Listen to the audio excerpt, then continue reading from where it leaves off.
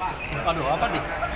Yang tadi Pak, Bukan matematika kan? bukan. Bukan dong. Yang tadi Pak, rencana yang ERP tadi dari Disub sendiri rencana ingin menyampaikan apa Pak di rapat komisi ini Pak?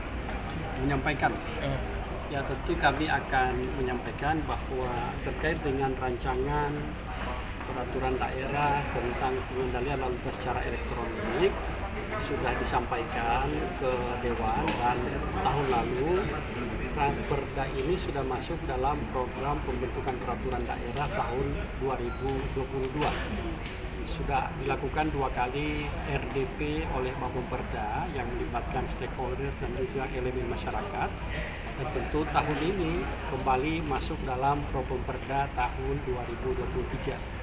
Ya, materi-materi terkait dengan naskah akademis, kemudian substansi yang diatur dalam Raperda tentu keseluruhannya sudah disampaikan juga, yang sepertinya tidak jauh berbeda dari rekan-rekan wartawan dapatkan tadi disampaikan oleh Pak Ketua dari website yang kemarin. Itu ada yang menolak Ya, ada yang menolak IRP bahwa seharusnya jalan yang bisa digratiskan. dalam diskusi tentu ada pro kontra. Tentu di sini perlu pemahaman kolektif bahwa program ini menjadi program yang dibutuhkan oleh Jakarta untuk mewujudkan Jakarta sebagai kota berkelanjutan. Bagaimana permasalahan transportasi yang saat ini kita hadapi bersama akibat tingginya kepemilikan kendaraan pribadi dan kemudian kemampuan daerah untuk menambah panjang jalan yang sangat terbatas, ini juga menjadi salah satu penyebab. Oleh sebab itu kemudian kita harus melakukan upaya-upaya yang holistik terkait dengan pemecahan permasalahannya.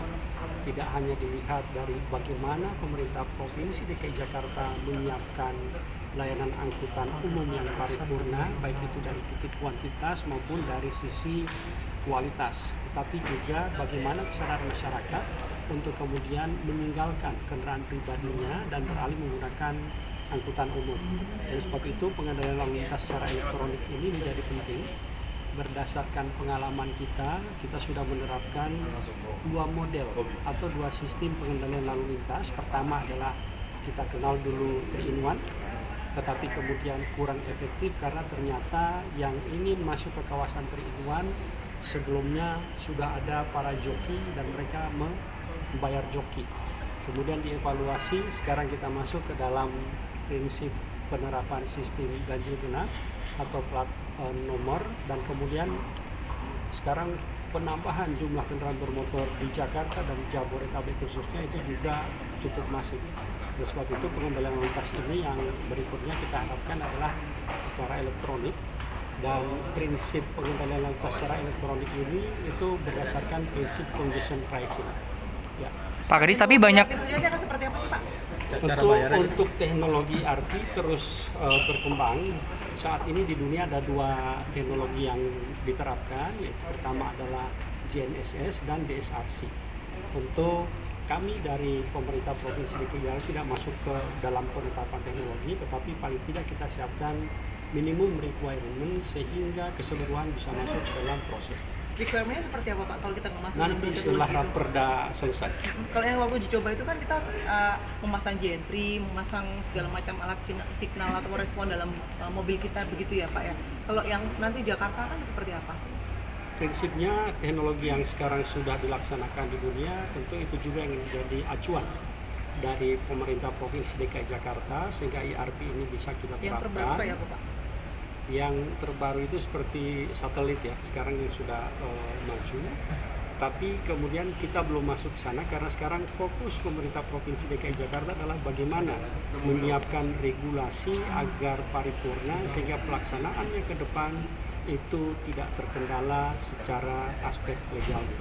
Oke. Kan ada anggapan hanya memindahkan kemacetan keluar ruas ERP itu gimana? Tentu kita pahami bahwa terkait dengan ERP nantinya masyarakat akan memiliki pilihan. Pilihannya adalah mereka bermobilitas lebih efisien dengan angkutan umum atau harus mengeluarkan kos lebih untuk kemudian berada dalam tingkat kenyamanan yang sama di jalan.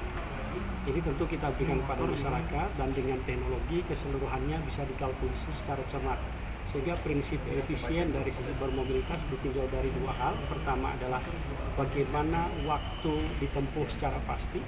Karena sekarang kita menggunakan kendaraan pribadi, begitu terjebak di tengah-tengah kemacetan, kita tidak bisa memprediksi jam berapa kita tiba di satu titik tujuan. Tapi dengan menggunakan angkutan umum yang ada saat ini, kami bisa jamin 30 menit atau 1 jam kemudian kita bisa sampai, karena jika menggunakan Transjakarta, layanannya kita jaga sterilisasi koridor. Demikian pula halnya dengan menggunakan MRT, LRT dan juga KRL misalnya.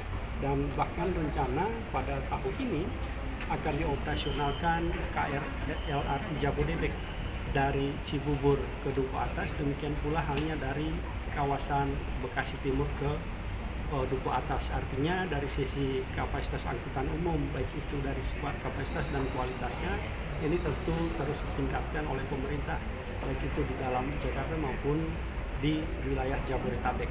Ya. Bapak, nanti bagaimana kalau misalnya jalanan yang tidak diterapkan ERP malah makin macet? Bagaimana Pak nanti Pak? Tentu itu tadi, masyarakat akan memiliki pilihan, ya kan? Begitu berada di tengah-tengah kemacetan, maka tentu dia tidak bermobilitas, tidak akan efisien, baik dari sisi waktu maupun biaya. Pak, nanti ERP ini diterapin untuk mobil aja atau motor, Pak? Dalam usulan kami termasuk di dalamnya roda. Untuk Gojek sendiri gimana tuh? Gojek motor sama sepeda, Pak? Sepeda enggak. Sepeda motor ya? Untuk ojek sendiri gimana Pak? Berarti termasuk ojol gitu-gitu ya Pak? Gitu Pak. Nah, Sepeda, Pak, itu, Pak. untuk regulasinya sesuai dengan undang-undang untuk pengecualiannya tentu adalah angkutan umum yang plat kuning. Selama nggak Ya. Ojol termasuk. Kalau pejabat, Pak, pejabat, Pak. Termasuk, Pak. Saya, udah ya, makasih ya. Pak, selain apa penambahan angkutan umum, apa lagi Pak untuk menyertai ERP ini Pak Sapri? Jangan lupa subscribe ya.